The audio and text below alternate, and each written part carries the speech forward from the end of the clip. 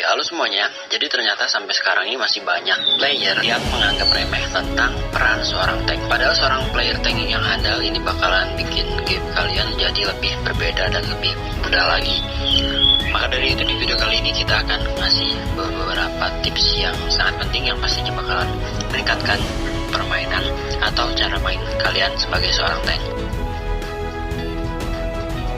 Oke, yang pertama-tama, saat kalian bermain sebagai tank, maka kalian harus tahu alasan kenapa kalian memilih tank tersebut. Banyak player yang beranggapan bahwa tujuan dari memilih tank tersebut adalah buat menerima semua damage dari musuh dan menjadi samsak. Ya, sebenarnya emang sih ini adalah salah satu tugas, tapi masih ada banyak lagi tugas seorang tank, gak cuma jadi samsak doang.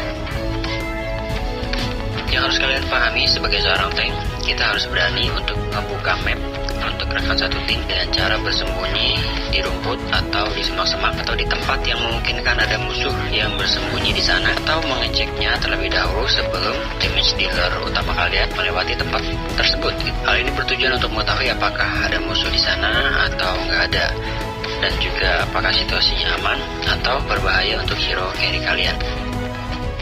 Maka dengan cara ini hero carry tim kalian nggak akan mati duluan kalau misalnya ada musuh yang emang berencana untuk melakukan geng di tempat tersebut.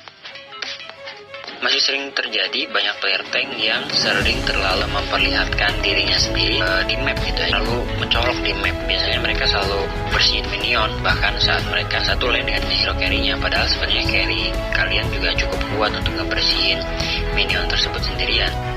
Sebenarnya lebih efektif kalau tank ini lebih sering ngecek rumput dan bersembunyi di rumput lebih sering lagi. Nah, jadi misalnya kalau misalnya hero carry kalian di-geng oleh musuh, maka kalian bisa langsung melakukan counter. Atau misalnya kalau ada terlalu banyak hero dari mereka yang datang, tim kalian bisa cepat kabur berkat vision map yang kalian lakukan. Dan karena kalian adalah hero tank, biasanya bakalan lebih bertahan hidup kalau misalnya kalian kabur dengan atau dalam waktu yang tepat meskipun musuh melakukan game. Salah satu kesalahan dari banyak player tank yang masih sering terlihat adalah mereka selalu membuka war tanpa melihat keadaan sekitar. Sebagai contoh misalnya, seorang tank akan membuka war sendirian, tapi karena sebelumnya nggak memperhatikan situasi dan posisi tim, maka nggak terjadi apapun dan dia cuma bakalan memberikan kill gratis musuh. Nah, player tank yang kurang handal biasanya kurang peka ya, nggak sadar kalau misalnya timnya nggak ada di sekitar. Mungkin mereka udah sekarat, makanya mereka kabur.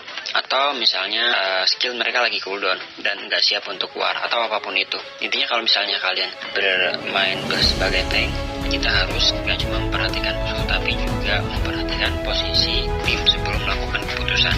Karena kalau kalian sudah berhasil melakukan stun musuh, itu bukan berarti kalian bisa langsung melakukan semuanya untuk war tersebut. Kalian harus belajar atau mempelajari situasinya meyakinkan atau tidak. Karena misalnya kalau nggak meyakinkan, maka sebagai tank seharusnya kalian nggak asal maju, kalian ngasih kill gratis.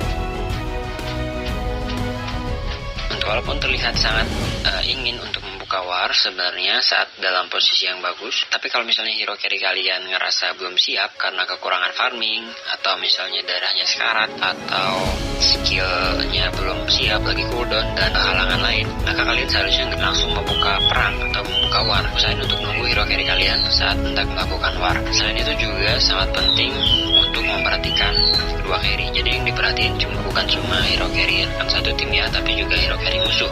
Yang harus diperhatikan dari hero carry musuh adalah usahain untuk bikin musuh atau hero carry musuh itu terlebih dahulu nggak bisa ngapa-ngapain dengan efek disable atau counter ya, karena biasanya hero tank kan punya skill-skill yang bisa menguji hero lawan ya, terutama hero carry mereka. Dengan begitu tim kalian bisa ngabisin hero carry lawan terlebih dahulu. Nah, kalau misalnya dari hero rekan satu tim, yang harus diperhatikan adalah kalian harus memastikan kalau dia ini aman.